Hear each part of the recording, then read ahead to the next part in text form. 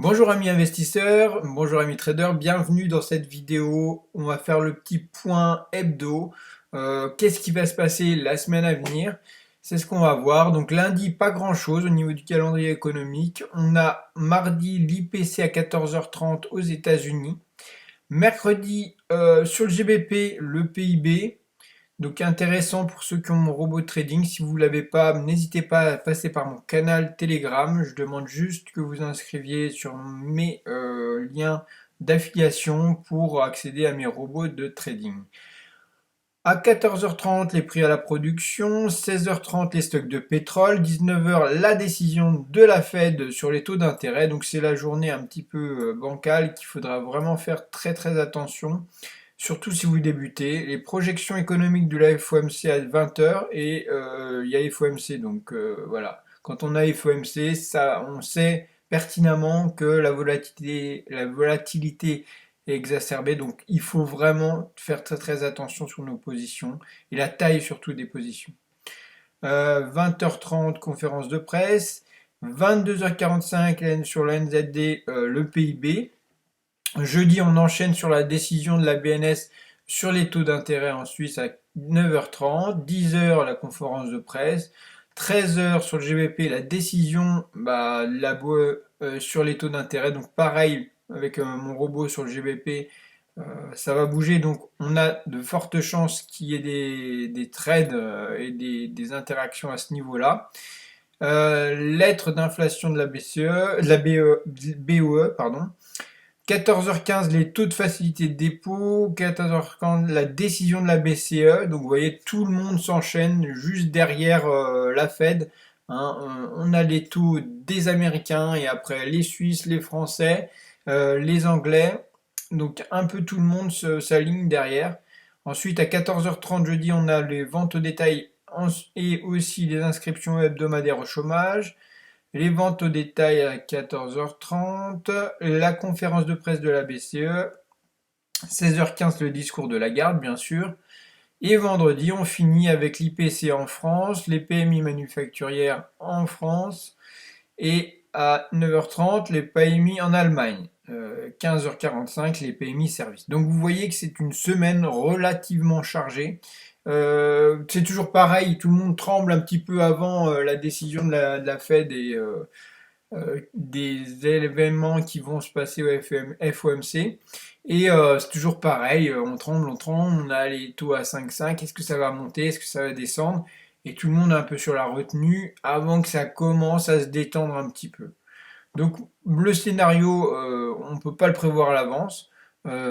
Pour l'instant, on voit que les prix continuent à rester tendus, même si un petit une récession qui commence à s'installer progressivement, peut-être pour 2024, mais pour l'instant, on est sur les décisions de la Fed et c'est ça qui sont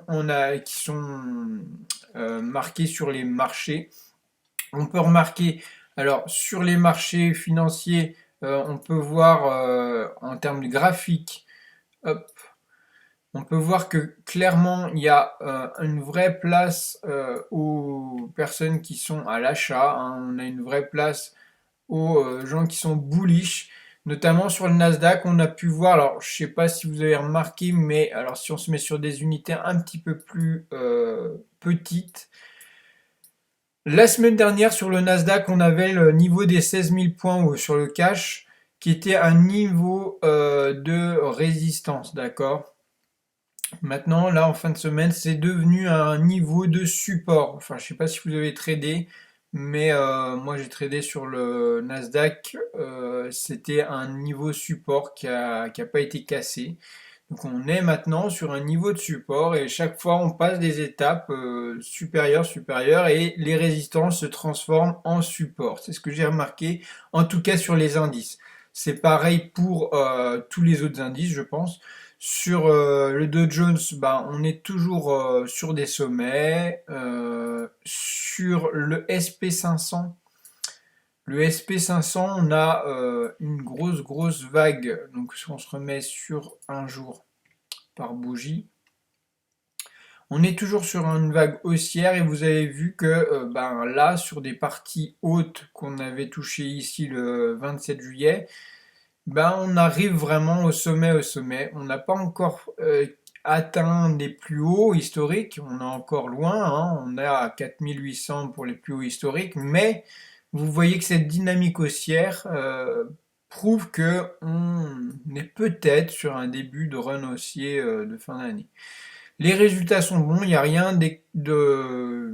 d'étonnant, et comme je vous ai pu vous expliquer sur le gold, on avait cette zone de grosse résistance. Vous voyez que j'avais tracé cette zone de grosse résistance avec la R1. On a eu cette grande mèche. Et si on se mettait sur des unités un petit peu plus petites, on pouvait trouver un rapport, un niveau d'entrée intéressant, hein, suite à cette vague de cassure de cette résistance. Vous voyez que là, il fallait rien faire, il fallait regarder ce qui se passait. Et là, dès qu'on commence à avoir des bougies baissières, on avait le scénario qui inversait cette tendance haussière. Et du coup, à ce niveau-là, vers les 2040, 2050 points, on pouvait opter pour un trade en vente jusqu'aux 2000 points. Ce qui s'est passé, bah, c'est qu'on est allé chercher les 2000 points. Je vous avais dit la semaine dernière qu'il y avait de fortes chances qu'on vienne sur les 2000 points, voire les 1950 dans les futures 3 semaines. Et vous voyez que les objectifs que je vous avais donnés n'étaient pas non plus fous. Vu qu'on a atteint le premier TP, le deuxième peut-être, on verra ce qui se passe. En tout cas, la S1 mensuelle est bien là, hein, juste au-dessus des 1950. Donc peut-être quelque chose de vraiment intéressant et peut-être vous pourrez jouer le rebond juste en dessous des 1958 avec la protection des 1950. Donc sur l'or, c'est plutôt baissier. Les obligations d'État, pareil, on a été sur des niveaux très très hauts et maintenant on commence à retracer. Hein. Vous voyez que les investisseurs ont vu ce niveau comme un niveau potentiellement un peu trop haut. Donc ça y est, on a les vagues qui rebaissent. Hein. On est passé la R1, et ben c'est une résistance, hein, ça fait son job. Donc on est reparti en vente pour les obligations. Donc voilà le scénario. Et enfin, au niveau de l'euro-dollar, ça plonge, ça plonge, ça plonge, ça continue de plonger. Pour l'instant, bah, il n'y a aucun retracement à part sur le petit pivot. On allait rechercher le pivot mensuel pour redescendre. Donc pour l'instant, on reste baissier sur l'euro-dollar. Les cryptos, donc on est sur une phase de stagnation. Vous avez vu que on a fait que de monter dans la semaine et on s'est posé sur la R2 mensuelle.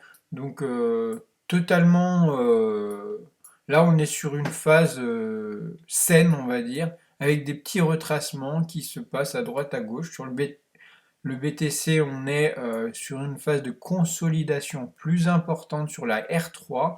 Donc on a beaucoup plus poussé que sur l'Ethereum. La R3, là on est sur des niveaux assez hauts, relativement hauts, mais on est toujours sur un bull run, donc on est haussier.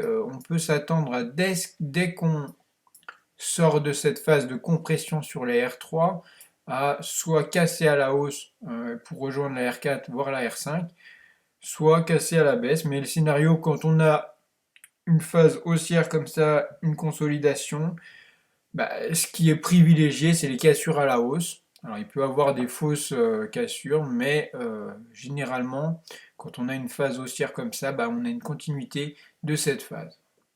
Voilà pour le petit point hebdo. En termes d'actu, ben, pour l'instant, les stratèges de Citi sont optimistes quant aux actions américaines en 2024 stimulées par les bénéfices. Donc pour l'instant, tous les signaux sont au vert. Jusqu'à maintenant, on était un peu dans le doute. Quand on a vu que l'inflation commençait un peu à se tasser, que les banques, etc., vont mieux, que tout le scénario d'atterrissage l'an se fasse correctement, ça rassure beaucoup de monde, les investisseurs reviennent en force sur les actions et donc on va pouvoir en profiter sur tous les marchés, que ce soit sur Bitcoin, que ce soit sur les actions, que sur les indices, etc. Et comme les obligations et l'or ont énormément poussé ces derniers temps, on peut avoir des retracements comme vous avez pu voir dernièrement, et même des vagues baissières beaucoup plus importantes, euh, comme elles ont pu monter ces derniers temps. Donc soyez vigilants, mais si vous avez un billet à opter sur cette fin d'année, moi j'aurais tendance à être prudent sur les ventes et plutôt opter pour des achats qui, dans la dynamique actuelle, est plus privilégié. Dans la description, vous pourrez voir les résultats régulièrement et me demander les robots de trading à condition de passer par mon broker et déposer 500 euros minimum, c'est un grand minimum pour pouvoir faire marcher des robots de trading. Voilà, je vous dis une très bonne semaine à vous et à bientôt.